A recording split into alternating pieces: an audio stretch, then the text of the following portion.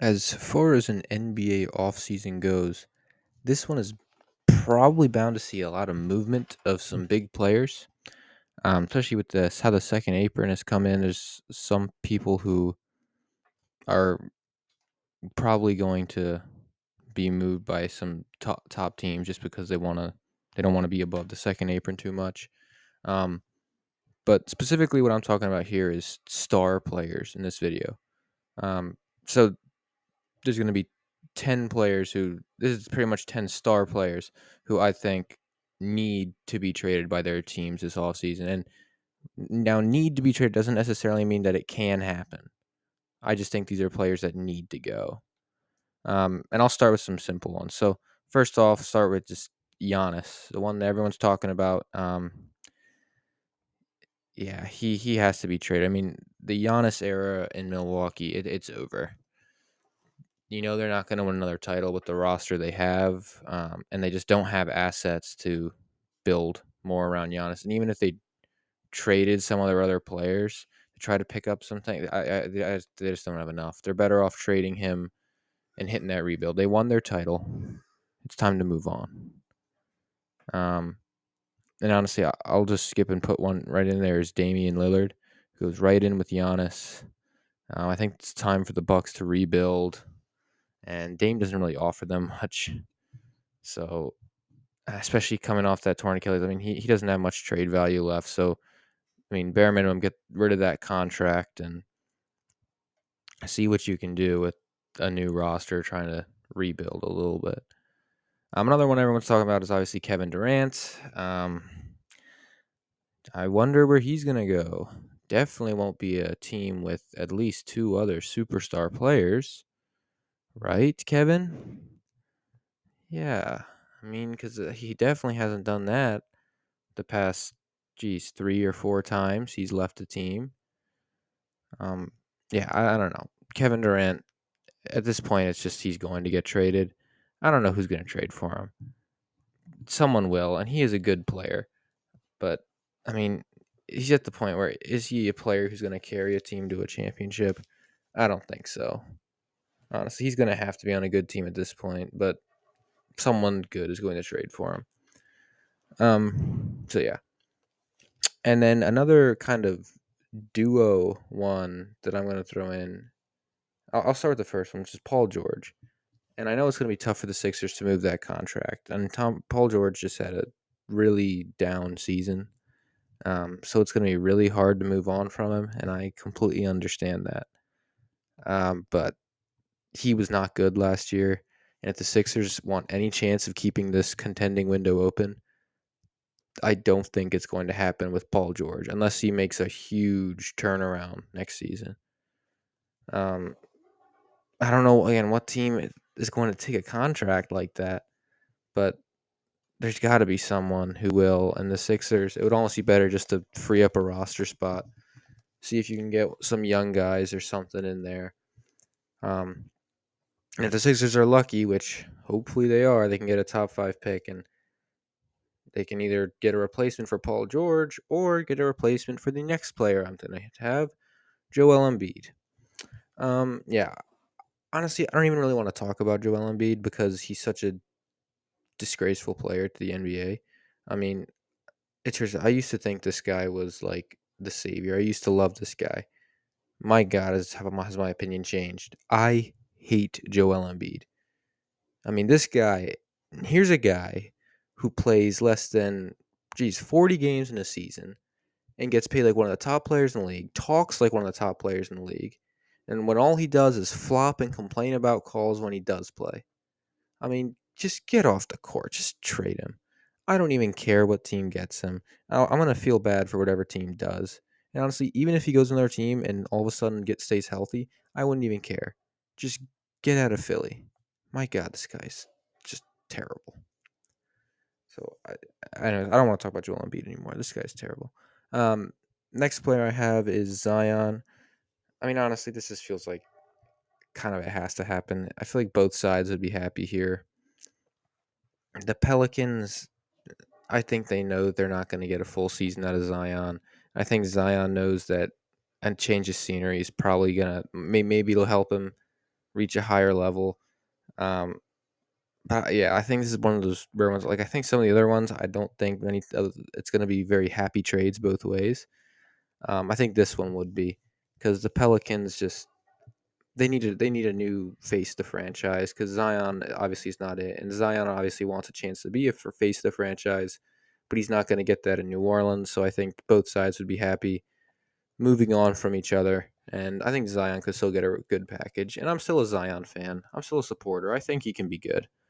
So I do like Zion.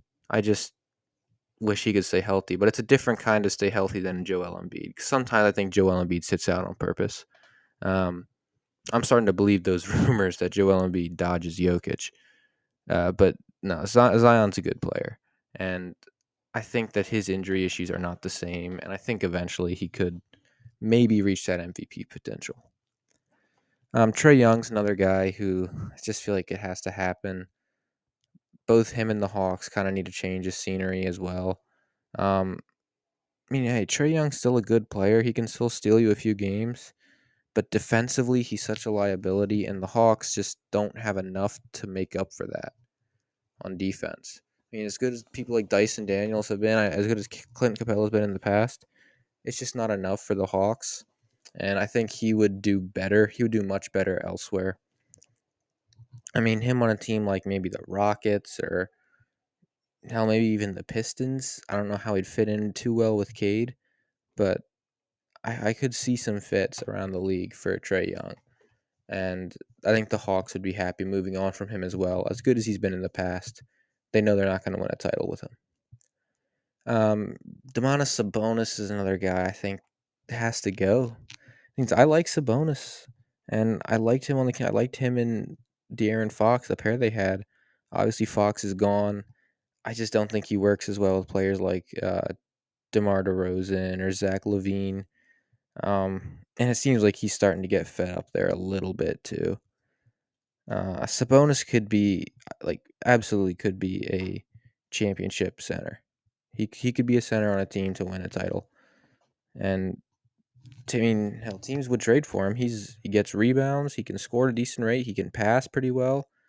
He's like a budget Jokic. I mean, that's kind of what I call him. He's a budget Jokic. I mean, hell, he's a pretty good, decent budget Jokic. He's just not even close to Jokic. But yeah, Sabonis is a really good player, and I just think for the Kings, I think their window of contending is probably closing pretty rapidly. I know they brought back Max Christie. I don't care about that. I know the Kings probably think they can still compete. They can't compete with this team, and I think Sabonis would be better off elsewhere, trying to win a title for another team. So yeah, I think Sabonis and the Kings have to move on. Jalen Green, he's a good player.